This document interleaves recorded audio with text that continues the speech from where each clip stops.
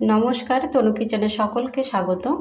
আজকের রেসিপি ভতুয়া শাক দিয়ে মসুর ডালের রেসিপি। দেখুন ভতুয়া শাক দিয়ে মসুর ডালের রেসিপিটা আমি কিভাবে রেডি করব।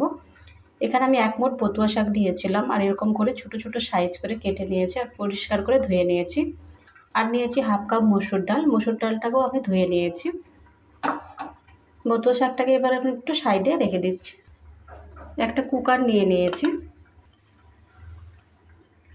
কুকারের মধ্যে দিয়ে দিচ্ছি ভতুয়া শাক আর দিয়ে দিচ্ছি মসুর ডাল।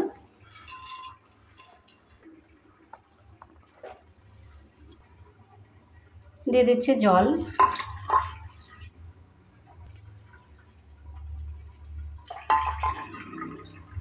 1.5 কাপ আমি জলটা ব্যবহার করলাম। জলটা দেওয়ার পর মিক্স করে নিচ্ছে।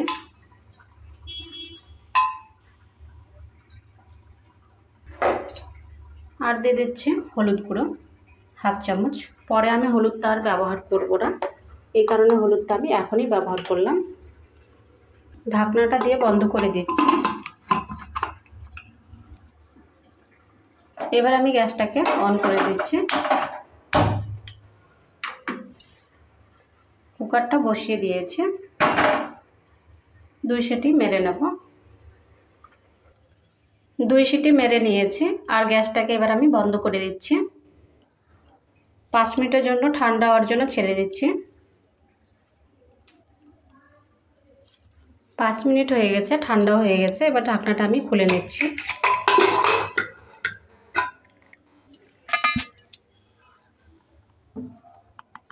আর একটা পাত্রের মধ্যে ঢেলে নেব। ঢেলে নিয়েছি আর এটাকে এখানেই রেখে দিচ্ছি। আবারও গ্যাসটাকে আমি অন করে দিয়েছি আর একটা কড়াই বসিয়ে দিয়েছি। প্রথমে কড়াইটাকে আমি হিট করে নেব। কড়াইটা হিট হয়ে গেছে। এবার দিয়ে দিচ্ছি সরষের তেল।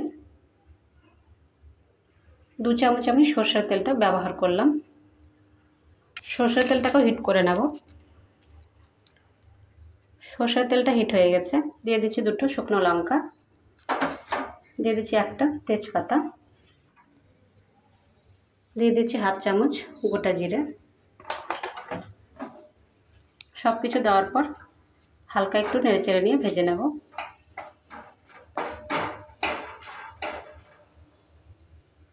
হালকা ভেজে নিয়েছি। এবার দিয়ে দিচ্ছি 4টে রসুনের কোয়া। রসুনের কোয়াটাকে দিয়েও আবারও ভালো করে নেড়েচেড়ে নিচ্ছি। দিয়ে দিচ্ছি পেঁয়াজ কুচি একটা মিডিয়াম সাইজের। পেঁয়াজটাকে দেওয়ার পরও আবারও ভালো করে নেড়েচেড়ে নিচ্ছি।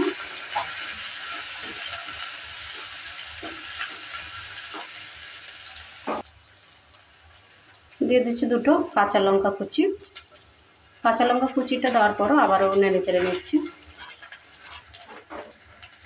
পেঁয়াজ আর রসুনটা হালকা ভাজা ভাজা হয়ে গেছে।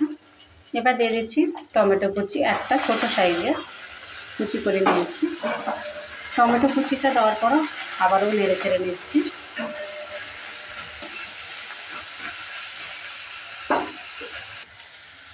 দিয়ে দিচ্ছি লবণ। লবণটা হাফ চামচ ব্যবহার করলাম। আর দিয়ে দিচ্ছি হাফ চামচ লঙ্কার গুঁড়ো। দেওয়ার পর আবারও ভালো করে মিক্স করে নিচ্ছি। এখানে বেশি মশলার প্রয়োজন নেই, এই জন্য আমি খুব একটা বেশি মশলা ব্যবহার করব না। এমনিতেই এই ডালটা খেতে খুবই ভালো লাগে, গরম গরম ভাতের সঙ্গে খেতে তো ভীষণই টেস্ট লাগে। রেসিপিটা দেখে বাড়িতে অবশ্যই ট্রাই করবেন আর আমাকে কমেন্ট করে জানাবেন এই রেসিপিটা আপনাদের কেমন লেগেছে। মশলাগুলোকে আমি ভালো করে ভেজে নিয়েছি। এবার দিয়ে দিচ্ছি সেদ্ধ করা মসুর ডাল আর ভতুয়া শাক। দেওয়ার পর নেড়ে চেড়ে দিচ্ছি।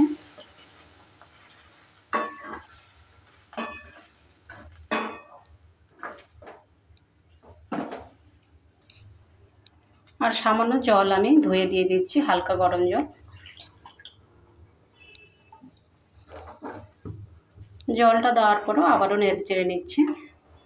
আবারও 1 থেকে 1.5 মিনিট ভালো করে ফুটিয়ে নেব।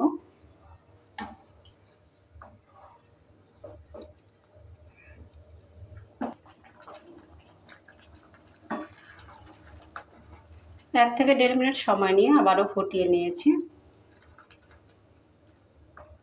বতুয়া শাক আর মসুর ডালের রেসিপিটা রেডি হয়ে গেছে।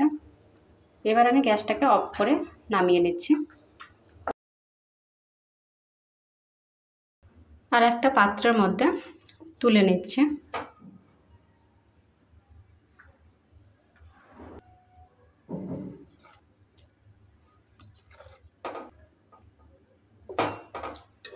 বতুয়া শাক আর মসুর ডালের রেসিপিটা রেডি হয়ে গেছে। আপনাদের এই রেসিপিটা কেমন লেগেছে? ভালো লাগলে অবশ্যই কমেন্ট করবেন। ভালো থাকুন, সুস্থ থাকুন, আর চ্যানেলটাকে অবশ্যই সাবস্ক্রাইব করে দেবেন নিত্য নতুন রেসিপি পাওয়ার জন্য। বাই ফ্রেন্ড, নেক্সট ভিডিও আবার দেখা হবে।